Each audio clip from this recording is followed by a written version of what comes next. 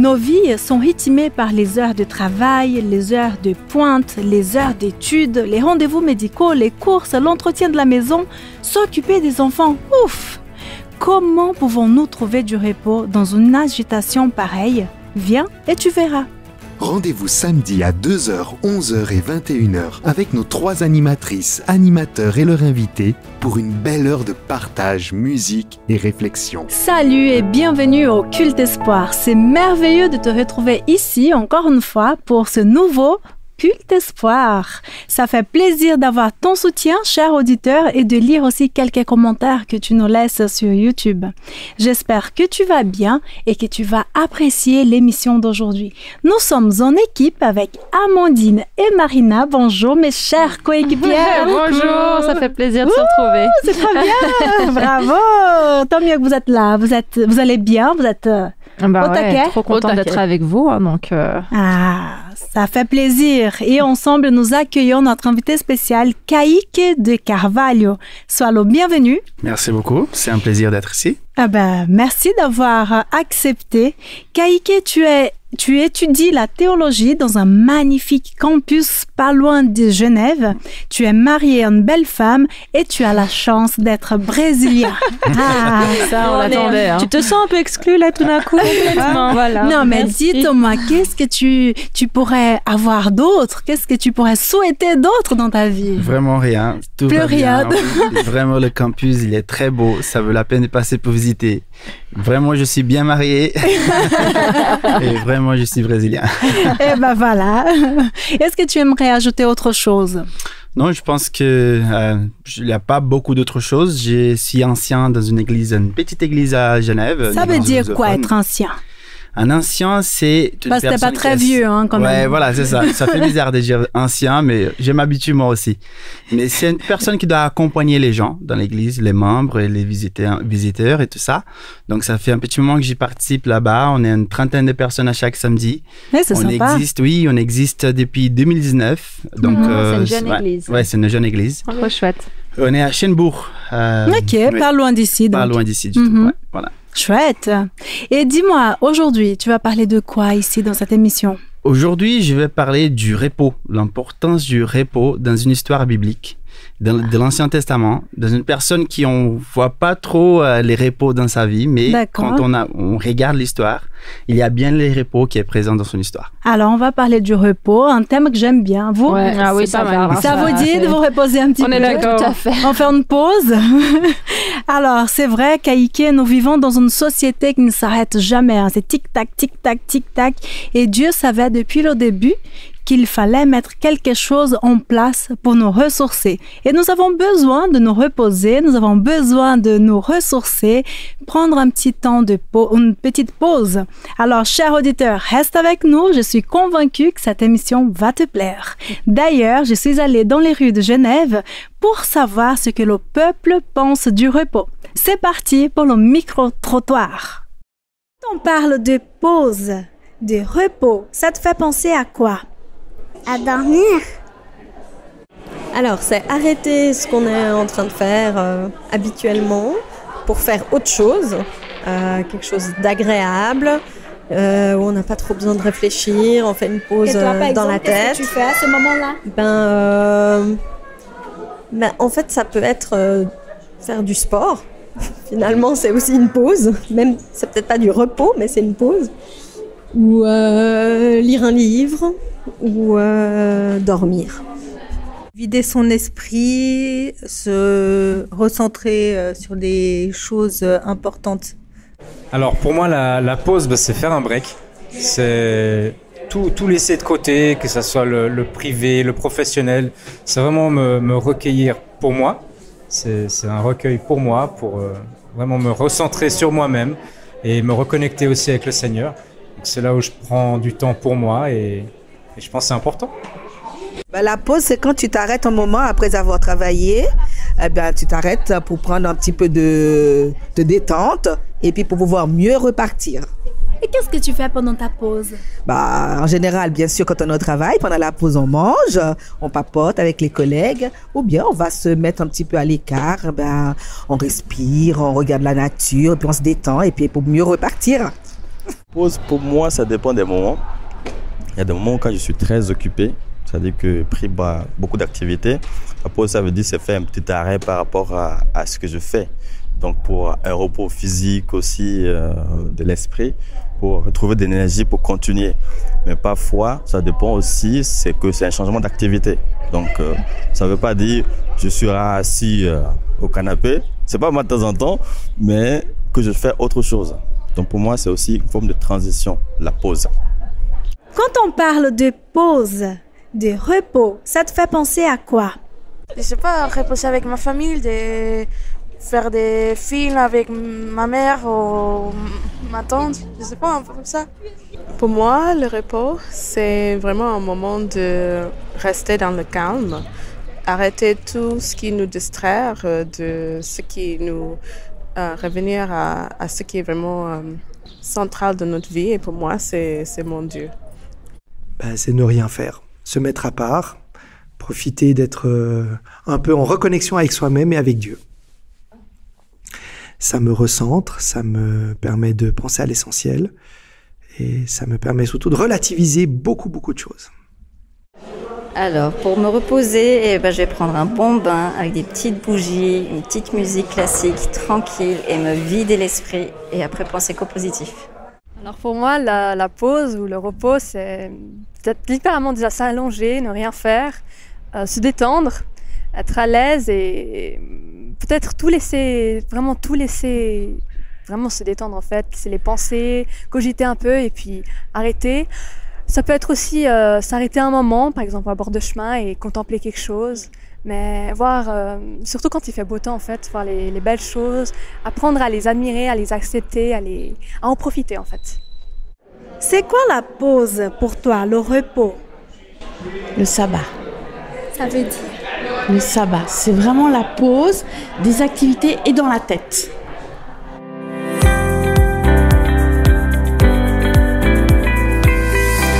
Bon voilà, maintenant que nous avons entendu la vision du peuple, des gens dans la rue, est-ce que c'est la pause, Amandine? On va passer à la chronique Dieu dans ma semaine. Bah oui, j'ai fait la même chose que ces gens-là. Je me suis posé la question en regardant le titre que tu proposais, l'important c'est la pause. À quoi me fait penser la pause? Et alors moi, la pause, ça m'a fait penser musique. Ah bon? Moi, ça me fait penser aux vacances. Oui, bon, écoutez, en musique, la pause, c'est un silence de 4 temps. 1, 2, 3, 4. C'est un silence qui prend son temps. En musique classique, du moins, les pauses, les silences sont aussi importants que les notes, les sons qui sont joués. C'est le jeu d'alternance entre le silence et le son qui permet à l'œuvre de respirer. Et souvent, les silences permettent de mettre en valeur ce qui est exprimé par la musique. Alors, je regardais dernièrement un documentaire qui s'appelle American Symphony sur un artiste américain, pianiste, compositeur, chanteur, John Baptiste, pour ceux qui connaîtraient. Non. Ce musicien de renom, aux nombreuses récompenses, continue de prendre des cours de piano, humblement, c'est un excellent pianiste. Et dans ce documentaire, on assiste à un extrait d'un cours. Il est assis au piano à queue avec son vieil enseignant, c'est presque caricatural. Il est avec son piano, son vieil enseignant à côté de lui, et alors qu'il joue avec maîtrise son morceau classique, son enseignant l'interrompt. « Tu respires pas ! Écoute-moi !» Et il lui chante « da, da, da, da, da, da, da !» Et puis il lui fait toute la mélodie en prenant le temps de respirer. « Écoute !» lui dit-il, alors que l'artiste est prêt à essayer à appliquer directement ce qu'il vient d'entendre au piano, sans prendre le temps de se poser pour finalement vraiment écouter ce que son prof est en train de lui dire. Et l'enseignant l'empêche de jouer. « Écoute ce que j'ai dit. J'ai respiré combien de fois ?»« Tu respires beaucoup, » lui répond-il. « Bah oui, en effet. » Mais tu ne réfléchis même pas, c'est pas calculé. Non, mais quand on respire beaucoup dans un morceau, on exprime quelque chose. Si on ne respire pas, on est comme un ordinateur. On n'exprime rien. Il faut de la vie. Et voilà notre pianiste qui reprend son morceau et qui prend son temps, qui intègre de la respiration, des micro-pauses et silences à son jeu musical. Et tout à coup, une nouvelle dimension. C'était juste trop fort, quoi. Quelque chose de fort ressort qui ne sortait pas avant. C'est pas joli comme comparaison quand même. J'aime imaginer Dieu à côté de nous qui nous dit « Respire !» alors que nous jouons le morceau de notre existence. Si tu le joues sans jamais respirer, sans pause, il n'y a plus de vie. Ces pauses et respirations permettent de mettre en valeur les belles harmonies, les couleurs musicales et apportent une dimension profonde, essentielle, significative. À méditer.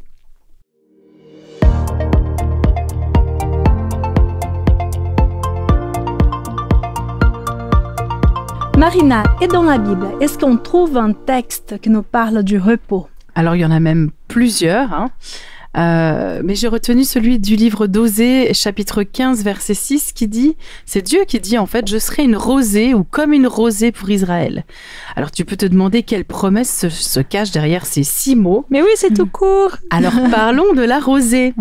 La rosée, ce sont ces gouttelettes d'eau qui viennent se poser sur la végétation le soir ou parfois le matin, mais sous certaines conditions très précises.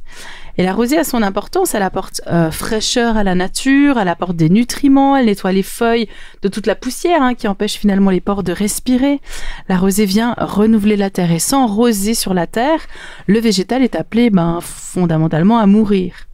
La rosée renouvelle la nature et de la même manière, Dieu vient nous régénérer, nous nourrir, nous rafraîchir, nettoyer ce qui dans notre vie nous empêche de respirer. Pour respirer pleinement, on a besoin de cette rosée de Dieu chaque jour de notre vie. On ne peut pas le faire une fois toutes les 3 semaines. Ce qui est intéressant, ce sont les conditions d'arrivée de cette rosée. Pas de vent, un temps calme. C'est dans la tranquillité et le calme que la rosée peut se déposer sur les feuillages. Quand la rosée se déploie, les végétaux vont ouvrir leurs pores pour accueillir ces nutriments et les bienfaits de cette rosée pour cette régénérescence. Et Dieu se propose d'être notre rosée, de régénérer notre vie, de nous donner le dynamisme, le calme, le ressourcement nécessaire pour faire face aux événements de notre vie. Pour recevoir ce cadeau, par contre, je suis appelée à entrer dans une posture de tranquillité, de calme, pour découvrir cette présence de Dieu. Et ce chant que nous allons entendre maintenant, Stay, de William McDowell, en parle d'ailleurs.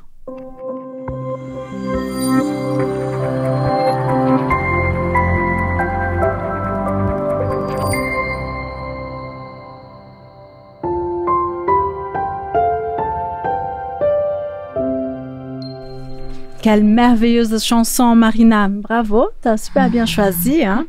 De belles paroles. Et tout ce que Mr. McDowell a dit dans cette chanson est vrai. Quand on est avec quelqu'un qu'on aime, on se sent bien, on ne voit pas les heures passer. Et là, en présence de Dieu, c'est encore quelque chose de surnaturel. Alors, j'aime bien quand il dit « le temps s'est arrêté, les corps ont été guéris, les familles restaurées ». C'est tout à fait ça qu'on veut, n'est-ce pas? Amen. Et pour continuer à parler de repos, j'ai discuté avec Arnaud, un jeune homme actif, mais qui apprécie aussi un peu de repos. Voyons ensemble comment notre discussion s'est déroulée. Bonjour Arnaud. Bonjour. C'est un grand plaisir de te recevoir pour notre chronique Dieu agit. Et j'aimerais bien que tu te présentes à nos auditeurs, s'il te plaît. Oui, bonjour. Alors, je m'appelle Arnaud, je suis étudiant en théologie à Collonges depuis maintenant 1 année et demie. Je suis assez impliqué dans pas mal de projets aussi externes qui me motivent et qui me boostent. Donc, ça me permet d'avoir le côté théorique, le côté pratique et... Voilà, c'est un peu tout ce qu'on peut dire sur moi ces temps. Ah bah c'est top. Et Arnaud, justement, là où en te connaissant un petit peu, je sais que tu as un agenda bien rempli entre études, activités, famille, et tout ça. Et justement, je voulais te demander, tu sais, aujourd'hui on parle du repos, de l'importance de marquer un temps de pause, l'importance de se reposer. Qu'est-ce que tu pourrais nous dire sur ce sujet? Oui, alors il y aurait beaucoup de choses à dire et effectivement c'est un sujet qui me touche particulièrement et qui me parle étant donné comme tu as dit mon agenda qui est pas mal chargé et comme j'ai pu en parler, je suis en train d'étudier et à côté j'ai pas mal de choses et avant de commencer mes études, mon papa m'a proposé de vivre un temps de retraite, c'est-à-dire de partir quelques jours dans un lieu spécifique, dans un lieu réservé et préparé pour accueillir des gens qui veulent vivre un temps de pause, qui veulent mettre pendant quelques jours le monde et la rapidité de tout ce qu'on peut être confronté un peu de côté. Et souvent, ça fait du bien. Oui, effectivement, ça permet aussi de pouvoir se recentrer un peu sur le silence et se recentrer aussi sur toute la vie intérieure qu'on peut avoir, qui est mise sous silence dans la vie de tous les jours. Et j'ai pu vivre ce temps et ça m'a énormément parlé. Ça m'a permis aussi de pouvoir comprendre que ces temps de pause, ils étaient essentiels aussi pour remettre Dieu au centre. Depuis à peu près tous les 3-4 mois, quand je ressens le besoin, je pars. Et tu restes combien de temps? Alors oui, justement, j'aime bien partir en moyenne 3-4 jours parce que rester moins, c'est toujours difficile. Ça veut dire qu'il peut y avoir qu'une nuit, donc il y a une journée d'adaptation, une journée de préparation au départ. Donc j'aime bien toujours vivre entre un jour complet ou 2 jours complets sur place où je peux vraiment profiter de l'expérience d'être sur pause. Et qu'est-ce que ça te fait alors quand tu fais cette retraite? Qu'est-ce que ça t'apporte? Alors c'est toujours une expérience différente parce que c'est toujours un moment aussi, peu importe dans quel moment de notre vie on se retrouve, on a toujours des questions et des réflexions qui nous font réfléchir, et j'arrive souvent avec des questions, avec des solutions que j'attends, et rarement j'ai les réponses de ce que je recherche, mais... Alors, ça n'encourage pas beaucoup si tu sors de là-bas et tu n'as pas les réponses. Mais c'est parce que je trouve des solutions et des réponses à des questions que je ne savais même pas que j'avais, et qui finalement me font beaucoup plus avancer que les questions que j'avais à la base. Et ce n'est pas trop difficile parce qu'aujourd'hui, tu vois, on est habitué presque à courir, à faire plein de choses. On a tout le temps le téléphone. D'ailleurs, quand tu participes à cette retraite-là, est-ce que tu as le droit au téléphone ou comment ça se passe? Alors ça dépend, il y a pas mal de jeux. Tout le monde le vit un peu différemment. Moi, j'aime bien partir, éteindre mon téléphone et le rallumer le moment où je quitte cet endroit. Mais effectivement, c'est pas toujours facile parce que dépendant des lieux, ça peut être complètement en silence. Et c'est vrai que en entendant ça peut faire peur. Et je sais que les gens en général à qui je raconte que je suis resté 2 ou 3 jours en silence complet rient un peu ou bien se demandent comment c'est possible de pouvoir faire ça. C'est vrai que c'est presque inimaginable, hein? Aujourd'hui, on vit dans le bruit, alors dire que tu passes 2 à 3 jours dans le silence total, c'est quelque chose de difficile. C'est surprenant comme expérience, mais en même temps, ça donne une présence aussi à toute cette vie qui se passe dans nos pensées, derrière le bruit des informations, des notifications, des réseaux, des appels qu'on peut avoir ou des contacts, et c'est très agréable. C'est aussi un silence qu'on peut retrouver. Je sais que si je peux pas aller dans une retraite spirituelle ou dans un lieu comme ça, j'aime beaucoup partir à la montagne pendant quelques jours avec le sac au dos et la tente, et ça c'est aussi des moments où c'est complètement le silence et c'est très agréable aussi comme temps de pause. Ce sont des moments ressourçants pour toi. Oui, c'est très ressourçant, et en général le retour est assez difficile parce que quand on est en haut à la montagne ou bien dans ces lieux de pause, de silence, on est un peu dans une bulle protégée, et il faut en général un temps de préparation en repartant. Quelques heures ou peut-être une demi-journée à se préparer mentalement, à se dire, voilà, je retourne au quotidien. Et sans ce temps de préparation, le retour peut être assez... faire une sorte de choc. Alors, est-ce que tu connais quelque chose connu de peu de personnes et qui mériterait d'être connu de tous? C'est-à-dire un lieu ou... Un lieu... ou peut-être un conseil? Un conseil en tout cas que je pourrais donner, ce serait d'essayer de vivre cette expérience du sac au dos à la montagne, dans des endroits qui peuvent paraître... mais il n'y a même pas forcément besoin d'aller loin. Je connais des gens qui partent par exemple sur le Salève, aller vivre 1 ou 2 nuits, et c'est très accessible, très proche, et pourtant ça fait beaucoup de bien. Donc oui, d'essayer de vivre l'expérience une fois. C'est très ressourçant et ça vaut la peine. Super. Merci beaucoup Arnaud, et je te souhaite beaucoup de repos. Mais merci beaucoup à toi, et si je peux peut-être encore dire une chose, c'est que ces temps de repos et ces temps de pause sont vécus aussi d'une manière très différente quand on met Dieu au centre de ces temps, et où la prière fait aussi partie intégrante de cette sorte de retraite. Et je pense que c'est une notion qui est très essentielle et qui change complètement le vécu. Merci beaucoup Arnaud pour ton témoignage et un grand merci à tous nos auditeurs qui disent souvent un grand oui quand on leur demande de nous raconter un bout de leurs histoires. C'est vraiment chouette. Ouais. Maintenant, Kaike, c'est le moment tant attendu parce qu'on veut tout savoir sur l'importance de faire une pause. D'accord. Alors, on a beaucoup parlé du repos, de l'importance du repos et franchement, c'était des message très touchant et très spécial. Je vous remercie tous.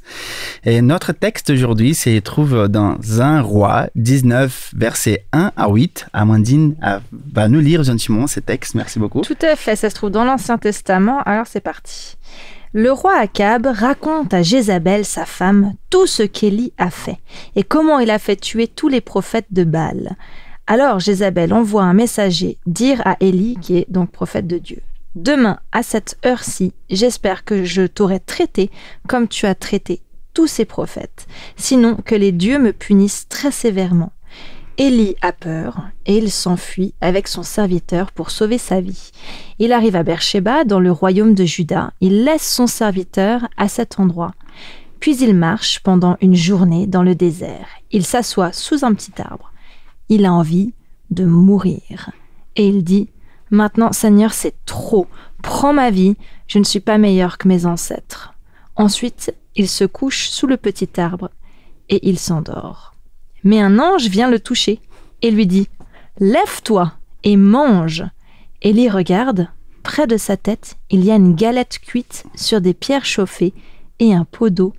Il mange, il boit et se couche de nouveau.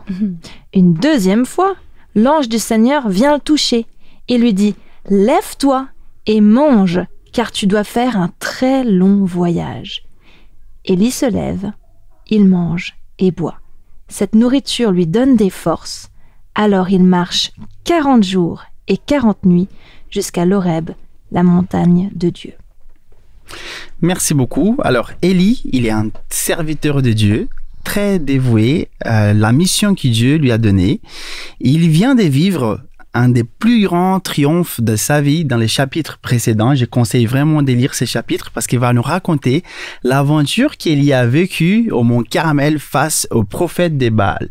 Et donc Élie lui-même était un prophète de Dieu et donc il a vécu cette histoire merveilleuse où Dieu a fait vraiment un miracle. Il y a du feu qui a tombé du ciel et donc il a vécu ça, un moment très important, très quand même marquant de sa vie. Et pourtant, peu après, les chapitres qui viennent après, nous les retrouvons fuyant pour sa vie. Il est terrifié, découragé par les menaces de la reine, et du coup il s'enfuit, comme ça. Alors, vous savez, dans la fuite d'Élie, il s'effondre sous un génie dans un désert, il demande à Dieu de lui tuer. Et regardez, c'est quand même contradictoire. Voilà. Donc il veut mourir. Exactement, il fuit pour ne pas mourir de la main de la reine, et puis il demande à Dieu: tue-moi, parce que je ne suis pas meilleur que mes ancêtres. Alors, en vrai, Élie, il était non seulement épuisé physiquement, mais il était aussi spirituellement, émotionnellement fatigué. Il a fait quelque chose qu'il a pensé tout avoir changé dans le peuple. Il a pensé que maintenant que les prophètes des Baal ils sont morts, le peuple va se retourner vers Dieu, donc il va tout changer et tout va changer dans l'immédiat. Et en vrai, il n'y a rien qui se passe.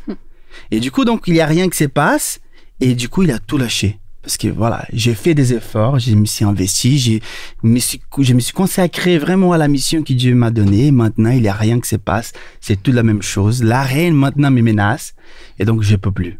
Franchement, Seigneur, je suis découragé, je suis épuisé. Il ne semble n'avoir plus d'espoir, plus de force. Finalement, il ne se voit pas comme étant différent de ses ancêtres, les autres prophètes qui sont venus avant lui. Et alors, c'est un moment précis dans la vulnérabilité merci, totale que Dieu va intervenir. Et alors, mais en fait, on se pose la question comment c'est possible.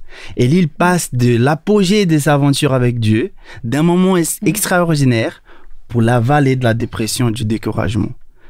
Vous savez, en fait, l'histoire qu'Arnaud nous a racontée tout à l'heure, en fait, je pense que c'est une réalité que nous confrontons tous. Un agenda chargé, beaucoup de choses à faire, trop de choses à côté, les études, le travail, la famille, l'église, tout en même temps. Ouais. Et de nos jours, on parle souvent du burn-out. Ça veut dire en anglais, littéralement, brûler toutes les énergies.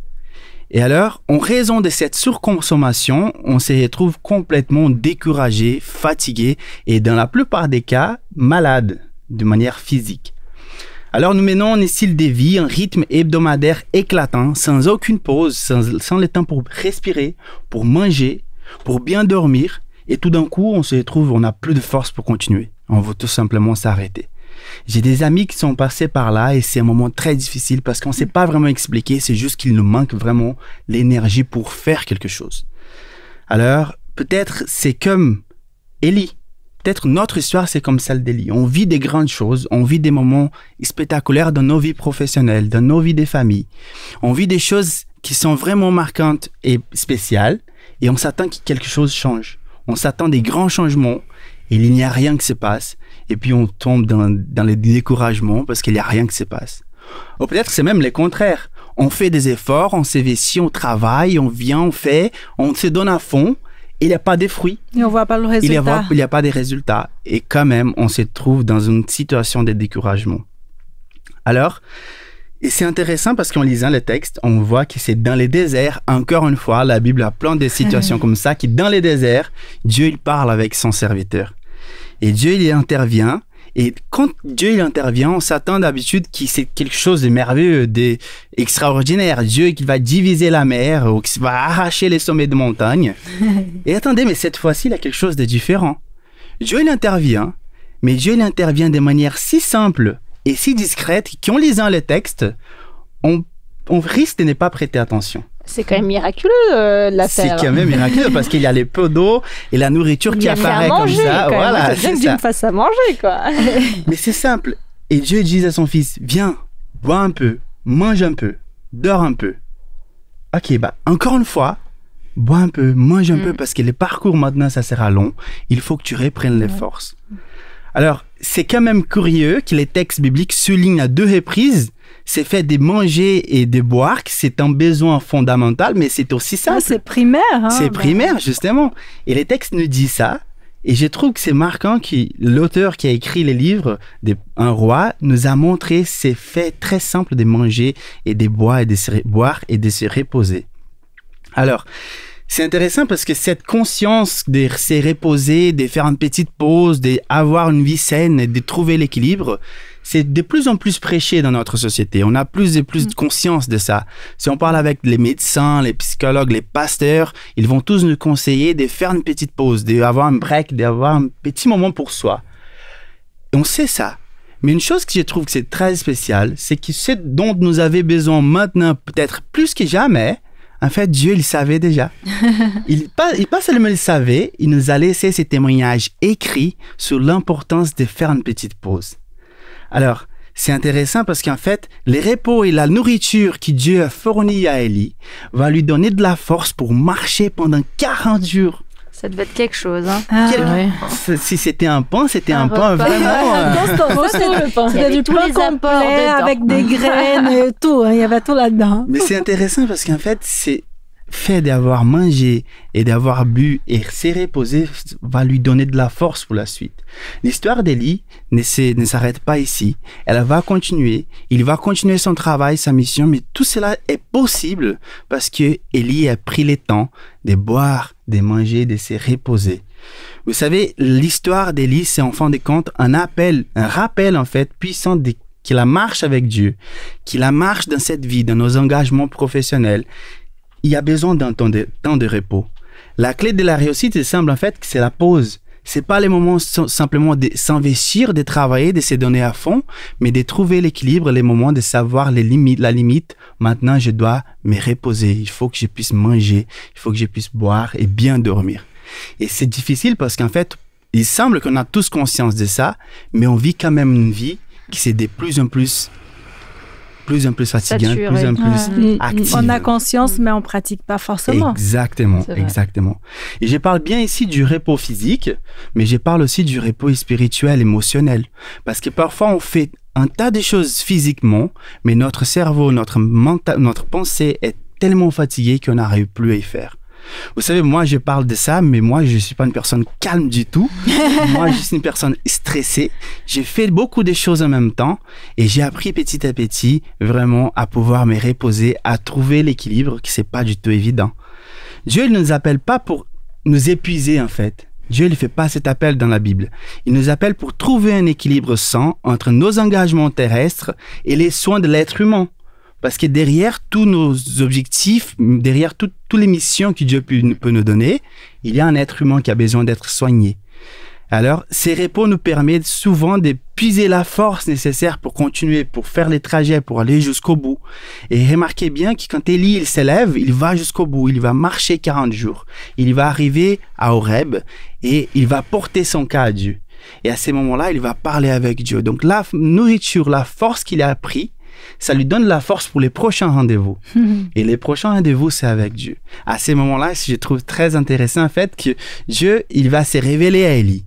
On peut lire peut-être après, je vous invite à lire les textes après.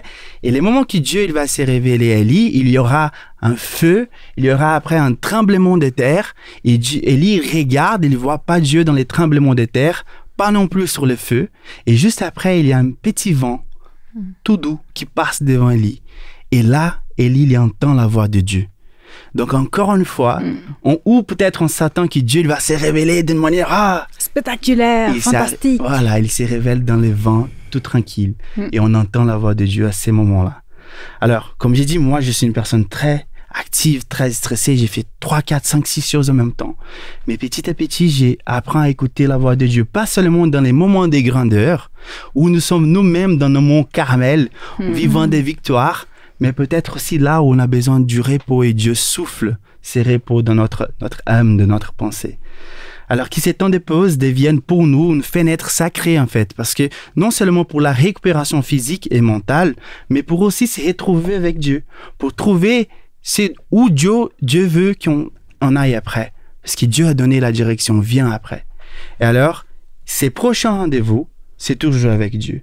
Donc on reprend de la force, on s'investit, on fait des efforts, on se donne à fond, et puis on doit se reposer pour pouvoir aller jusqu'au prochain rendez-vous. Vous savez, c'est très important de voir ces temps de repos, parce qu'en fait, la Bible nous raconte très peu d'histoires comme celle d'Élie, qu'il y a les repos compris. Mais comme les textes que nous avons lus tout à l'heure, Dieu, il souhaite ces repos pour nous, parce qu'il sait depuis le départ qu'on a besoin d'un moment pour se centrer, pour reprendre les forces. Et Élie, il a fait ça et je trouve merveilleux parce qu'en fait, il y a eu une histoire. C'est pas la première fois que la nourriture, c'est très important dans la vie d'Élie. Mais en fait, après, il va réussir son bout. Il va réussir sa partie. Il va peut-être accomplir sa mission avec Dieu, tout simplement parce qu'il y a eu ce temps de se reposer, de reprendre les forces. Et je trouve que c'est magnifique, en fait. Pour moi, le plus important, c'est que Dieu se soucie de ces petits besoins, peut-être ne sont pas aussi petits, mais ces besoins fondamentaux de l'être humain, de se reposer, de boire et de pouvoir être en bon état pour pouvoir continuer. Merci beaucoup. Merci.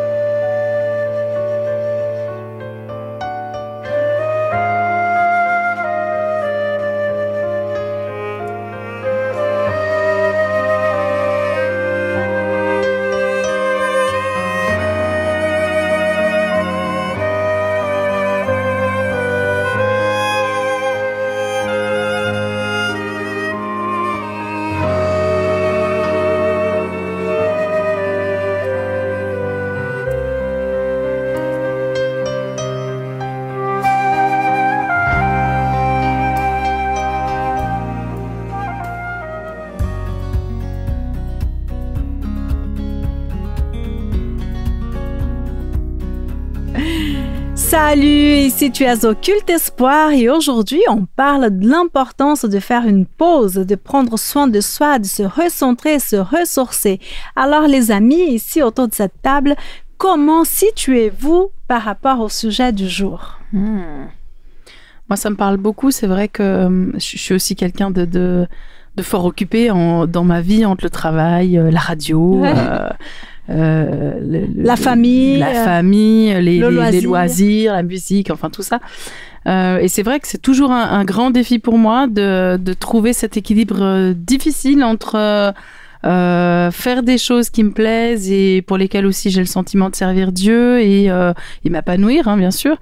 Et ce temps où je fais du repos pour moi. Et ça m'a pas mal traversé tout à l'heure quand on écoutait nos auditeurs parler. Et pour beaucoup, il y avait quand même ce côté dans ce repos, certains trucs. En fait, on pense transition, on pense changement d'une activité. J'arrête le travail, mais je vais faire de la radio parce que ça me ressource. Mais je suis encore en train de travailler, je suis encore en train de faire quelque chose. Et je me disais, peut-être que ce qu'on devrait rechercher, ce que moi je devrais rechercher aussi dans tout ça, c'est arrêter d'avoir une activité, en fait, simplement. Et juste ne rien faire. Et ne rien faire, c'est être. C'est commencer à être véritablement et être avec Dieu. Et j'ai bien aimé ce que tu disais, Kaike, c'est ce qu'a pu faire notre personnage là, c'est de s'arrêter et finalement de trouver la direction avec Dieu. Et je me suis dit, waouh, ça, j'avais pas pensé, quoi. Me dire, ok, Seigneur, peut-être que plein d'autres fois, j'ai plein de projets moi-même. Il faut que je prenne du temps pour m'arrêter, pour être avec toi. Être dans la relation et que tu me guides pour la suite. Est-ce que tu m'attends toujours là où moi je pense que tu m'attends? Et aussi à prendre du temps pour les autres et pour soi-même. Oui. Ouais, en fait, ça me faisait penser quand tu parlais où on a du mal avec... Enfin, tout de suite, quand on dit on s'arrête et on ne fait rien, entre guillemets, c'est de l'oisiveté. Et du coup, on va partir sur des trucs pas bons, tu vois. On va se nourrir de trucs stupides, ou tu vois. Et en fait, non, là, dans ce que tu parles, c'est en fait un temps, je ne fais rien, mais dans une présence qui est la plus parfaite, qui est la présence de Dieu. Moi, ça m'a fait penser à une expression, je ne sais pas si vous connaissez, que j'avais lu quelque part. La prière, c'est la respiration spirituelle. Vous avez entendu? Oui. Et je me dis, ça va avec dans cette idée de, ok, même en fait, si j'ai envie, si j'ai donné mon cœur à Jésus, je veux servir Jésus, je prends un temps de respiration avec lui et comme tu disais, pour... Ok, Seigneur, maintenant on va avancer. Pour être aligné. Ouais, complètement. Moi, ça m'a fait penser, moi je suis chrétienne adventiste du 7e jour, donc j'ai une affection toute particulière pour Dieu qui nous invite à honorer le jour du sabbat. C'est ça. Il a réservé un temps, un jour par semaine, où il nous propose de couper avec justement toutes ces activités professionnelles, travail, etc. Et puis prendre un temps pour se reposer en lui. Et puis même nous, hein, dans nos églises, des fois, le sabbat, des fois, est transformé en un jour où on en fait encore davantage. Ouais. Alors, c'est pas forcément négatif en soi, mais justement, Dieu, depuis le début des temps, savait, comme tu dis, depuis, on est en train d'innover, faut manger, faut voir. Ça fait des milliers d'années que Dieu en parle. Hein. Mais en fait, quand il a fondé le monde, quand il a fondé la terre, il a dit, tu auras besoin d'un jour entier que je t'offre pour te reposer et te reconnecter avec moi. Et puis, comme tu disais, Mildred, avec l'autre. C'est ça. Oui. Avec Dieu, se reconnecter avec Dieu, avec les uns les autres, se ressourcer. Allez, le mot de la fin, Kaike. Non, je pense que je reviens sur ce qu'Amandine a dit. C'est très impressionnant en fait que Dieu, dès le départ, il a séparé un jour pour qu'on puisse se reposer parce qu'en fait, c'était la création parfaite. Donc, on s'imagine qu'on ne se fatigue pas dans la création parfaite de Dieu, et c'est vrai, mais... On n'était pas encore fatigué, hein, il avait déjà créé le jour du repos. Parce que c'est nécessaire, c'est essentiel pour la vie saine de l'être humain. Ouais. Donc, je pense que c'est cette touche spéciale de Dieu de séparer un jour pour qu'on se repose, et d'autres choses évidemment, mais pour qu'on se repose, ça donne l'impression que Dieu, voilà, il veut qu'on s'arrête un petit peu pour souffler, pour reprendre le souffle et continuer après. Alors voilà, cher auditeur, tu sais déjà ce qu'il faut faire. Hein? Après notre émission, tu arrêtes tout, prends un temps de repos et tous les jours, mais le sabbat aussi, hein, un jour spécial et voilà, un temps de repos physique, spirituel, émotionnel.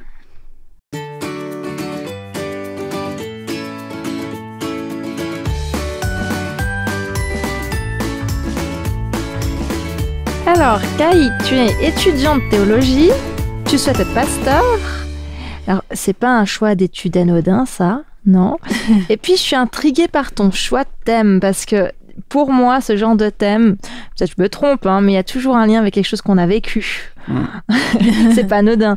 Alors, est-ce qu'il est inspiré par quelque chose que tu as observé autour de toi, que tu as expérimenté toi-même? Ça sera ma première petite question pour cette chronique Questions et Vérité. Tout à fait. J'ai expérimenté ça à plusieurs reprises dans ma vie, et puis surtout l'année passée, fin 2022, début 2023. J'avais trop de choses, et Dieu m'a appris à pouvoir me reposer, faire attention à ce que je faisais, dire non à des choses peut-être. C'est-à-dire, Dieu t'a appris, je veux dire, tu as eu un...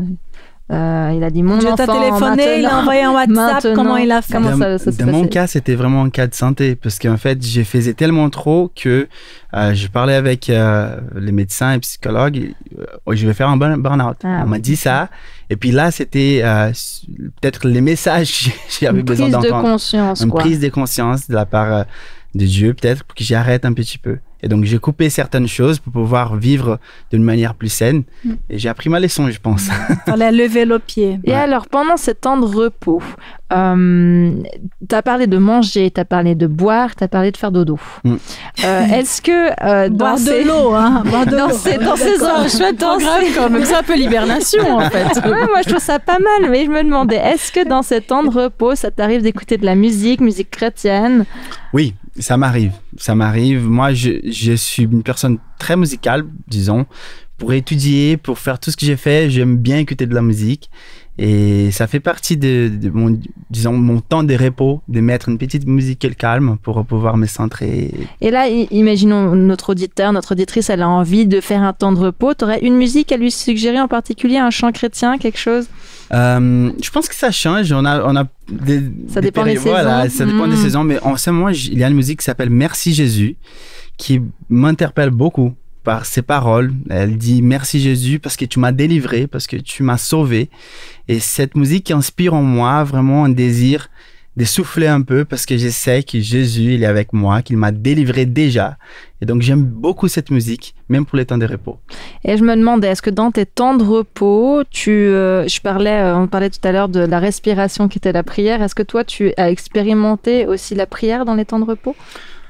Oui, j'ai pris beaucoup, mais je pense que j'ai pris, je veux dire, en parlant avec Dieu dans ma pensée, parce que j'ai pris cette habitude de parler avec Dieu à tout moment où j'ai besoin.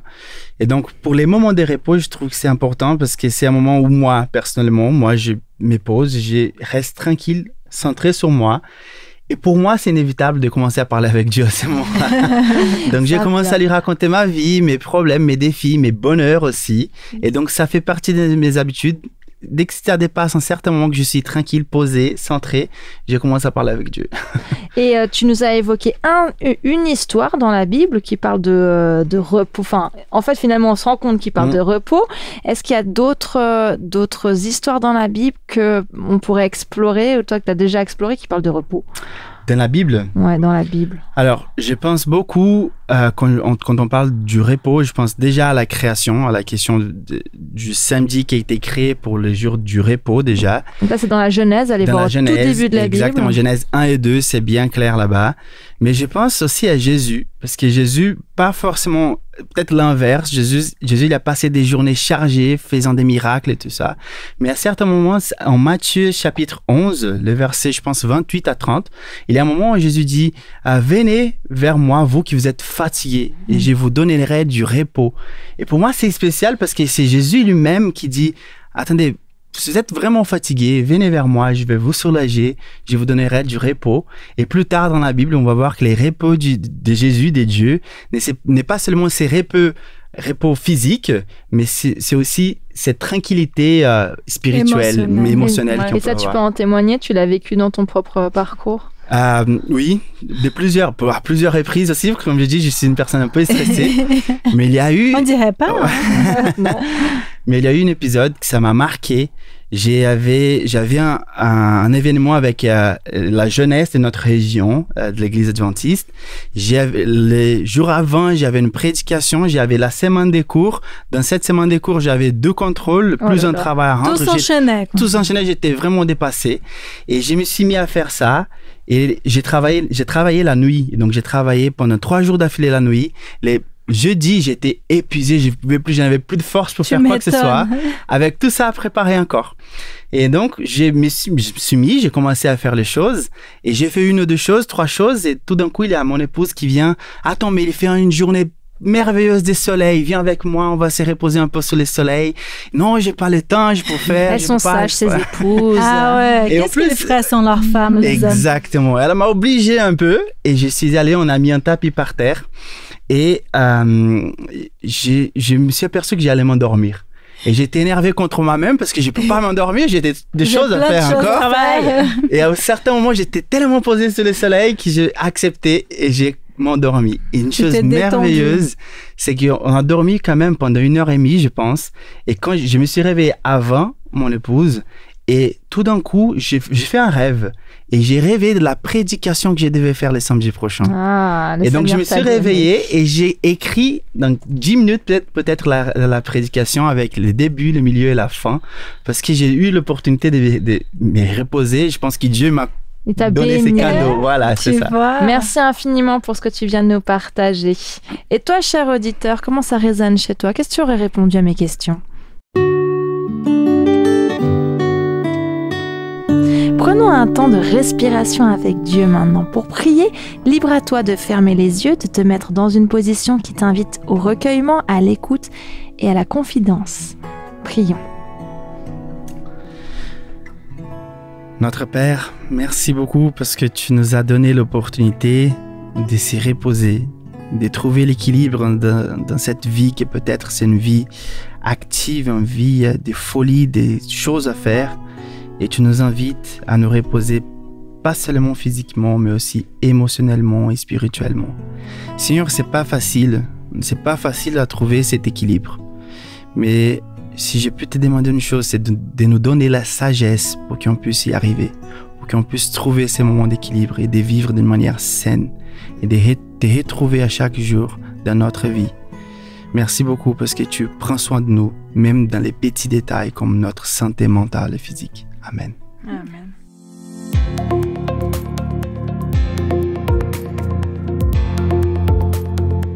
Alors Marina, basée sur tout ça, j'attends impatiemment ton action. Alors, j'aimerais t'inviter, non, ça on va pas faire dodo, mais on va être dans le repos, ce qui est déjà une bonne chose. J'aimerais t'inviter à découvrir, à expérimenter, à t'installer en fait, carrément, dans le repos, la tranquillité, la confiance dans ce lieu sûr qui est la présence de Dieu. Chaque jour de cette semaine, au retour du travail, de tes études, de tes sorties, prends un temps pour chercher la paix de Dieu. Trouve-toi un espace tranquille, ta chambre, le confort du canapé, un coin tranquille en nature, c'est aussi possible, ou la petite serviette, comme tu disais, sous le soleil, c'est très bien. J'imagine trop ça. Prévois de quoi écouter de la musique chrétienne douce, et là, je te propose par exemple sur YouTube de chercher Worship Quiet, Q-U-I-E-T, qui veut dire l'adoration tranquille. Tu y trouveras des suggestions de musique ou de chants tout en douceur qui permettent la tranquillité, qui l'accompagnent. Alors, à l'écoute de cette musique, je t'invite à quelques étapes. Allons-y. Alors, étape 1, dépose et accueille. Tu prends quelques minutes pour faire le point sur ta journée. Qu'est-ce qui a été difficile pour toi? Dis-le à Dieu simplement. Tu peux le murmurer, tu peux y penser dans ta tête. Accueille cette difficulté. Oui, ça a été dur aujourd'hui pour telle et telle raison. Accueille tes émotions. Qu'est-ce que ces difficultés ont fait sortir en toi comme émotion? Accueille-les. Dieu, aujourd'hui, j'ai vécu ça et ça, c'était désagréable. Ça m'a mis en colère, ça a provoqué tel ou tel comportement de ma part, j'en suis pas fière. Je vois que je frôle parfois des comportements qui sont pas ok. Ça crée même en moi de la culpabilité, c'est que je suis pas bien. J'accueille tout ce qui s'est passé, je reconnais mes responsabilités, puis ce qui ne vient pas de moi aussi. Oui, demande à Dieu sa paix. Dis simplement à Dieu: j'ai besoin de ton repos, de ta paix. Invite-le à ce moment propice pour te conduire dans l'apaisement. Ensuite, expérimente le calme, expérimente la paix. Imagine-toi te blottir sous l'aile de Dieu, dans ses bras, dans un endroit où tu te trouves en sécurité. Le calme, le repos de Dieu, ce n'est pas dormir, c'est veiller dans la présence de Dieu. Alors tu es dans un coin tranquille, tu écoutes une musique apaisante, laisse-toi porter par ta demande à Dieu de te procurer la paix, le repos. Mets tes pensées au calme, imagine comment Dieu pourrait venir d'ailleurs t'apporter ce repos, ce calme. Donne des vacances à ta langue, repose ta bouche, déguste ce temps de calme, profite d'être régénéré par quelques minutes de repos. Pense à comment tu te sens dans ce temps de calme, ce que ça te procure dans ton corps, dans tes émotions. Moi, en tout cas, ça m'apaise beaucoup, ça m'aide à prendre soin de moi dans ce que je traverse au quotidien. Enfin, termine ce temps en remerciant Dieu de cette petite bulle d'oxygène qu'il est venu partager avec toi. Bon repos en Jésus. C'est parfait, bravo. Bah moi, j'aime bien toutes ces propositions. Je les prends toutes. Merci beaucoup les filles pour tout ce que vous avez apporté à cette émission. Merci pour vos réflexions qui viennent du fond du cœur. Et c'était un grand plaisir d'être avec vous. Merci à toi.